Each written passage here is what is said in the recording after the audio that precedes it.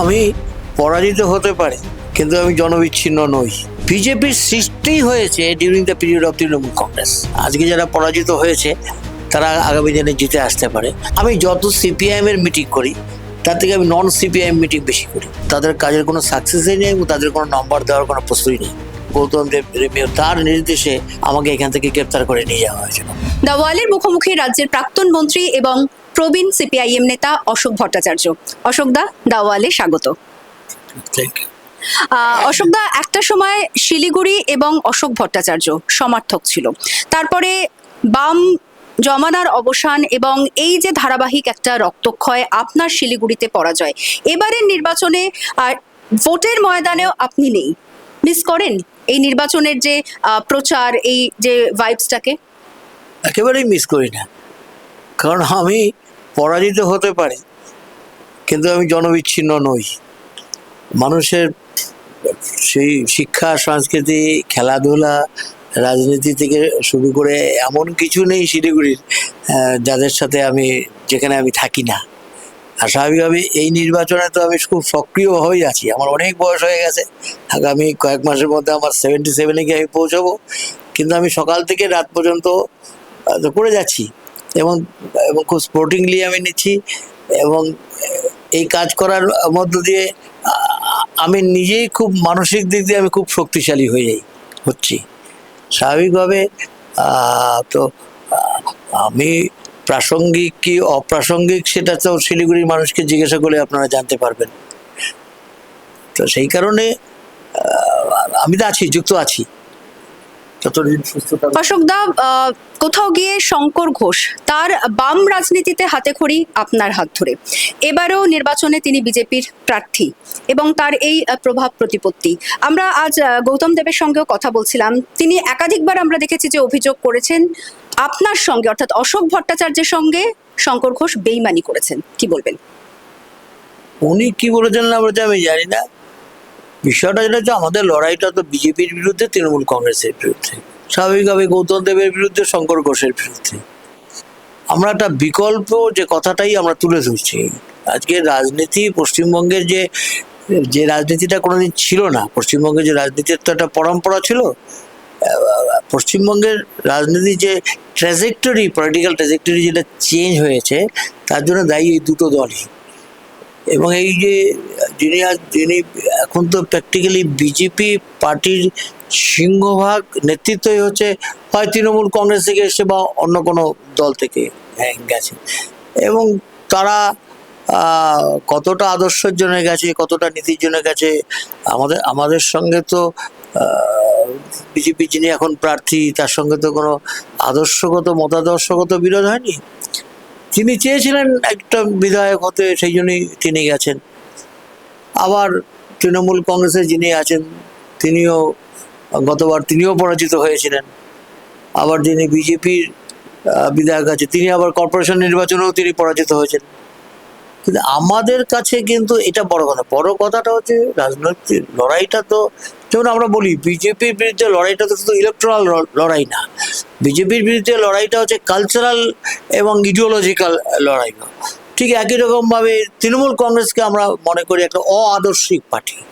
এই পার্টির কোনো নীতি নেই, এর কোনো আদর্শ নেই, এর কোনো সুনির্দিষ্ট কোনো লক্ষ্য নেই।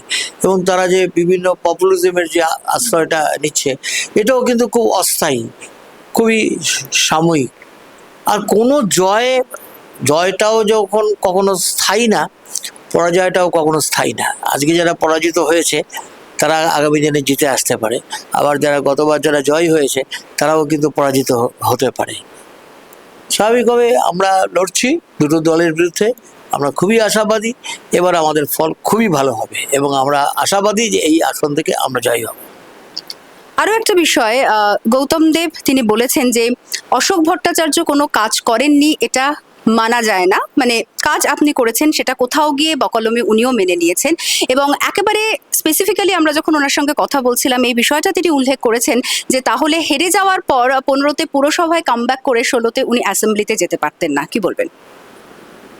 না, উনি ওনার কথা বলেছেন, কিন্তু এটা তো ঘটনা। আমি 2011 সালে হারলাম, তারপরে 2015 সালে আমি মেয়র হলাম, জিতে। আমি বোধহয় সেবার আমি একমাত্র বামফ্রন্টের বা সিপিএম এর মেয়র ছিলাম।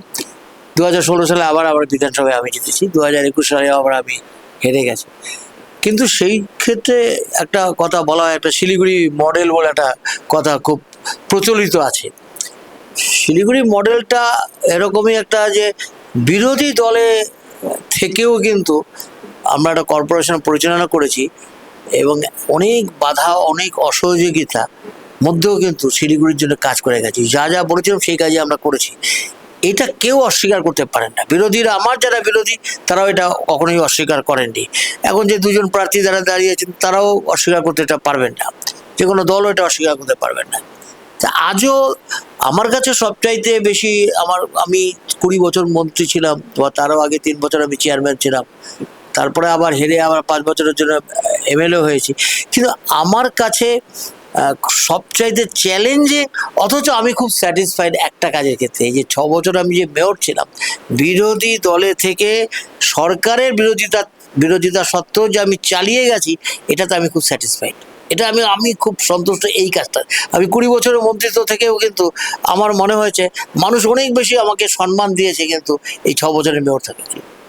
তো স্বাভাবিকভাবে এখনো যে মানুষ এই যে হাঁটতে চলতে মানুষের সঙ্গে দেখা হচ্ছে, বা যে কোনো শিলিগুড়ি যে কোনো ইয়েতে আমাকেও তারা আমন্ত্রিত করে, বিভিন্ন লোক, আমি যাই, উপস্থিত থাকি, বা সবাই একটা স্বীকৃতি দেয়, একটা সততার সাথে মাথা উঁচু করে এখনো যে কাজ করে চলেছি, এটা আমার কাছে, আমি এটাতে খুবই বড় পাওনা এটা বলে। অশোকদা, 2019 থেকে 2024 নির্বাচনের ফলাফল যদি দেখি তাহলে স্পষ্ট বাম ভোট রামে গেছে, এবং আপনি মোহাম্মদ সেলিমকে পাশে বসেও বলেছেন যে তৃণমূল কংগ্রেসকে হারানোর জন্য বামপন্থীরা যেন এই ভুল না করে। কি বলবেন? আমার তো পরিষ্কার কথাটা, যেটা আমাদের পার্টির কথা, এটা আমার কথা না। তৃণমূল কংগ্রেসকে তো হারাতে হবেই, কিন্তু সেই হারানোটা কখনো বিজেপি পারে না। কারণটা বিজেপির সৃষ্টি হয়েছে during the period of Trinamool Congress.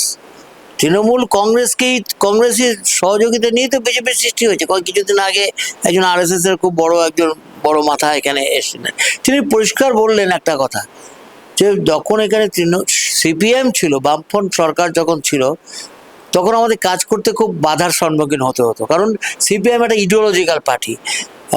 সেই জন্য আমরা এত শাখা টাকা আমরা করতে পারিনি, আমাদের কোনো বিস্তার ঘটেনি। কিন্তু এটা মানতে হবে, তৃণমূল কংগ্রেসের পিরিয়ডে থাকার সময়, বিশেষ করে এই মুখ্যমন্ত্রী মমতা ব্যানার্জি থাকার সুবাদে, আমরা প্রচুর শাখা বাড়াতে পেরেছি, আমাদের অ্যাক্টিভিটিসটা অনেক বাড়াতে পেরেছি, এবং সেটা এই সরকারের সহযোগিতা না হলে আমরা পারতাম না, এটা তো স্বীকার করেছে। তাহলে আজকে মমতা ব্যানার্জির সরকারের কার্যকলাপ বা তাদের এই যে কম্প্রোমাইজিং, যে একটা, তারা, আমি আগে একটা বলছি, অআদর্শিক পার্টি, তারা কখনোই কিন্তু বিজেপির বিরুদ্ধে ইডিওলজিক্যাল বা কালচারালি লড়তে পারে না তারা। এবারের নির্বাচনে তাহলে নিশ্চিত করতে পারবেন যে আপনাদের ভোট?